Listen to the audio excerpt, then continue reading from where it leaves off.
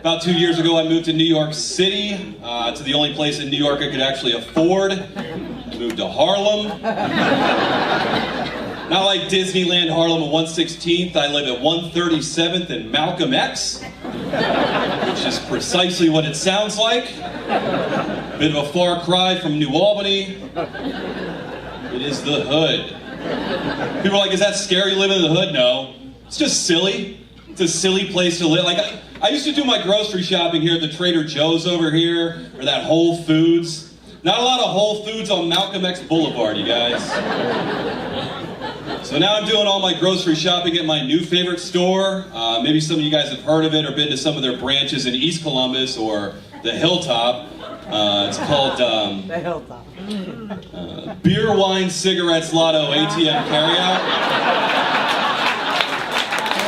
Guys are familiar? The Beer, Wine, Cigarettes, Lotto, ATM Carryout doesn't have U-Scan checkouts. Beer, Wine, Cigarettes, Lotto, ATM Carryout doesn't have fuel perks. But Beer, Wine, Cigarettes, Lotto, ATM Carryout is the exclusive home of a variety of items you just can't find anywhere else.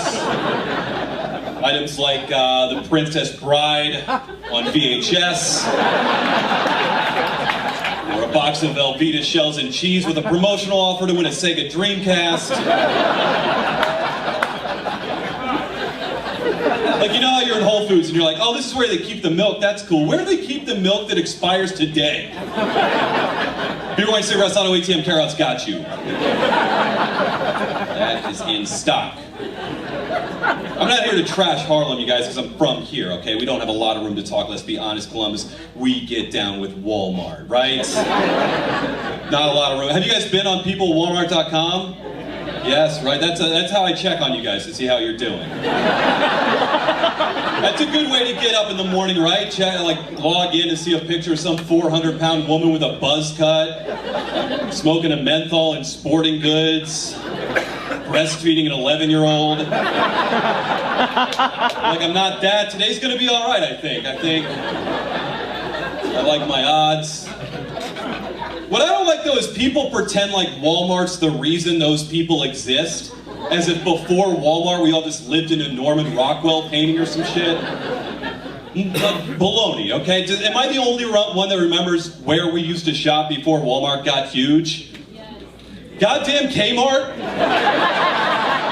That Kmart in 1991 on Refugee Road will make today's Walmart look like Saks Fifth Avenue. The fitting rooms were like a truck stop bathroom. My mom got me a 9-pack of blue jeans for $11. Bugle Boys. You familiar with Bugle Boys? Those jeans that were never cool. Those kids in Wranglers used to make fun of the kids in Bugle Boys. I remember Kmart used to have knockoff Kmart brand Brute aftershave, which I don't know why you need to knock off a cologne that costs the same as a bottle of Snapple, but they did it. It's called Kmart Musk. That's a fragrance. You guys ever smelled Brute aftershave? Sir, I know you have. Guys, if you haven't smelled Brute aftershave, let me sum it up for you like this. Brute smells like a bottle of pure, distilled stepdad. Like, Brute's tagline should just be good enough for your mom.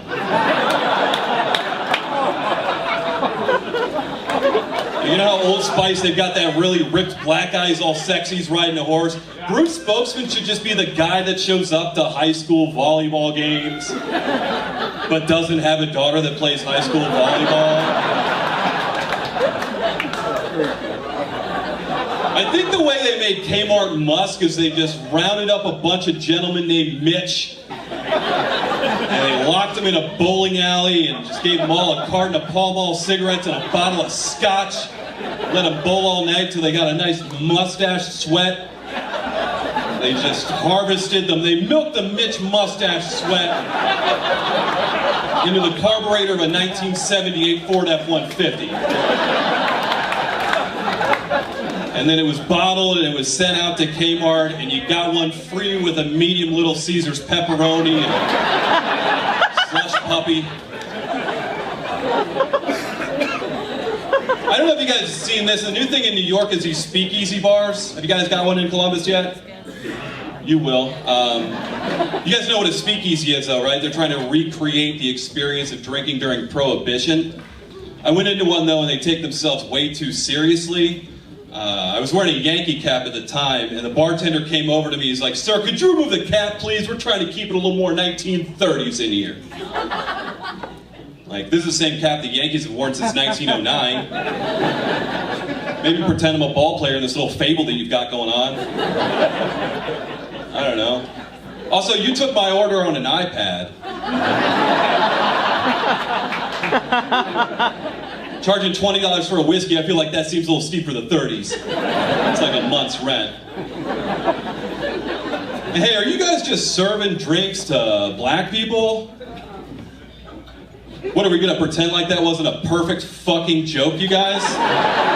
Is that what we're doing right now?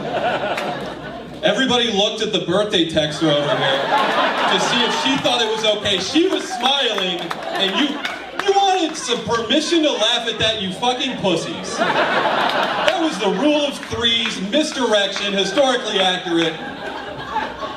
God damn it. I'm not gonna get you beat up in here, guys, I swear to God. Where was I? I just love that they're trying to recreate drinking during Prohibition, because people didn't stop going to speakeasies because they were awesome. They stopped going to speakeasies because they sucked ass. And there were bars now, you didn't have to get bathtubs in from a felon anymore. You guys think in 50 years when marijuana is legal, they're gonna try to recreate the experience of buying it today?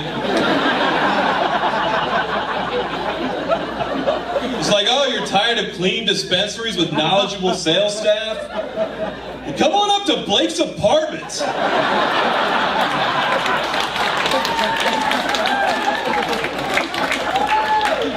Blake doesn't have a scale, but he can totally eyeball it because he's been doing this for years, bro.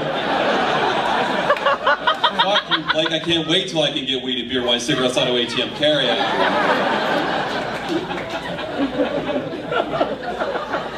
I've had a good couple weeks, you guys. It was my birthday a couple weeks ago. I took a cruise.